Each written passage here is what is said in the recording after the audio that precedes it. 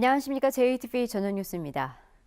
참여자치 전북시민연대는 전주시 효자동 대한방직 부지 개발과 관련해 개발 이익 환수와 사업 추진 과정을 투명하게 공개할 것을 전주시에 촉구했습니다. 참여자치 전북시민연대는 서부 신시가지 개발로 인한 토지 가격 상승분에 대해 개발 이익을 환수하지 않는다면 특혜 시비에 휘말리기 때문에 전주시는 환수에 대한 입장을 밝혀야 된다고 주장했습니다. 내년 전라도 정도 1000년을 기념해 전라북도가 오는 10일 전라남도, 광주시와 2018 전라도 방문의 해를 선포하고 관광객 유치에 나섭니다. 2018 전라도 방문의 해는 천년의 길, 천년의 빛을 주제로 전라도가 걸어온 천년의 문화와 역사, 인문과 생활상 등을 관광 자원하고 미래 천년을 준비하는 문화예술 행사와 학술 행사도 개최됩니다. 전라북도를 비롯한 세 시도는 대표 관광지 100선을 선정해 관광 자원화하고 관광 명소를 연결할 투어버스로 관광객들의 편의를 도모할 계획입니다. 새만금 지역의 파리의 에펠탑과 같은 전망타워를 설치하는 방안이 추진됩니다. 전라북도는 새만금의 초고층 전망타워가 들어서면 새만금을 알리는 대표적인 상징물이 될 것으로 보고 지역 전략 산업인 탄소 소재를 활용해 타워를 조성하는 방안을 추진하기로 했습니다.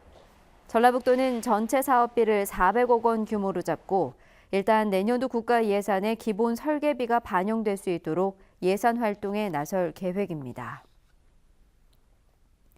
군산 페이퍼코리아가 74년의 조촌동 시대를 마감하고 국가산업단지로 공장을 이전했습니다. 군산 페이퍼코리아는 오늘 신문용지와 포장용지 등 생산 라인 가동을 중단하고 다음 달부터 군산 2 국가산업단지에 마련된 새 공장에서 제품을 생산할 예정입니다. 1943년 북선 제지로 시작한 군산 페이퍼코리아 조촌동 공장은 고려 제지와 세대 제지, 세풍 제지로 이름을 바꿔오면서 국내 제지업계를 이끌어왔습니다. 전라북도가 14개 시군과 함께 지방 공공기관에 대한 채용비리 감사에 나섭니다.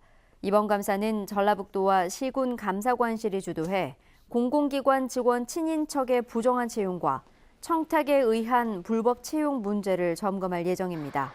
감사 대상은 전라북도와 시군 산하에 운영되고 있는 56개 지방공사와 공단, 그리고 출자 또는 출연기관입니다. 전북교육청은 종교적인 이유로 기간제 교사 합격자를 불합격시킨 익산의 한 사학법인 이사장의 승인 취소를 법인에 요구했습니다.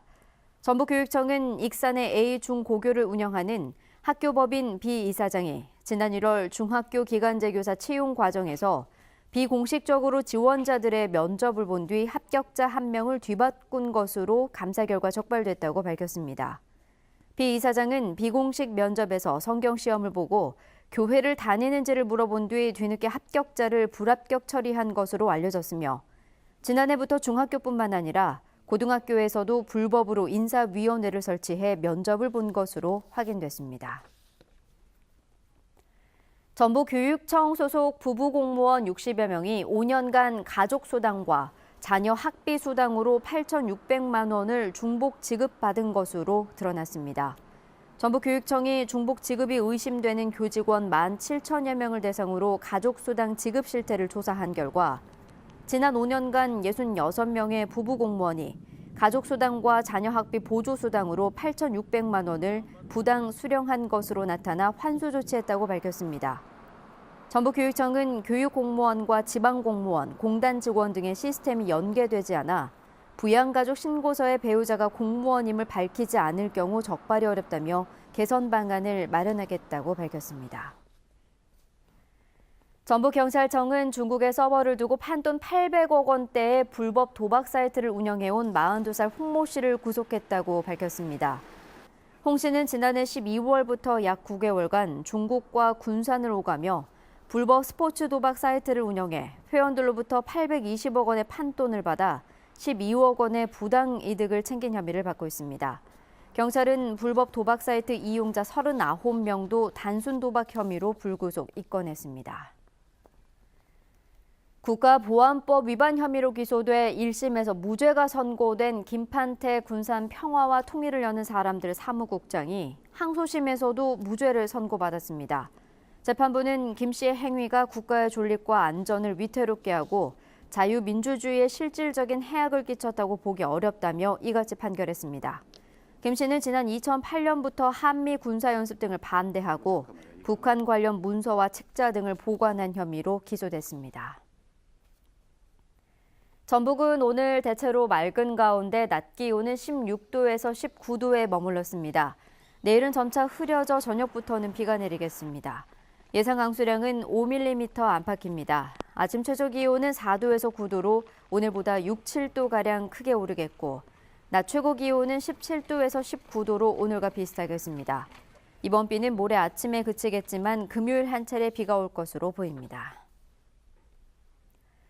JTBC 8시 뉴스 예고입니다. 완주군이 군 의원의 아들을 뽑기 위해 응시 자격 요건에서 운전면허 소지를 뺐다는 의혹이 일고 있는 가운데 원서 접수 당시 이 아들은 면허가 정지된 상태였다는 사실이 취재 결과 드러났습니다. 인터넷으로 유기농 식품을 구입하는 사람들이 늘면서 친환경 인증 마크를 무단으로 사용하는 인터넷 쇼핑몰이 적지 않은데 이 단속은 허술하기만 합니다. 사립학교 비리 교원에 대한 솜방망이 징계를 제재할 수 있는 조례가 제정됐습니다. 뺑소니 차에 치여 발이 부러진 80대 할머니가 병원도 가지 않고 집으로 향했습니다. 손자의 아침밥을 챙겨주기 위해서였습니다. JTBC 8시 뉴스에서 자세한 소식 전해드리겠습니다.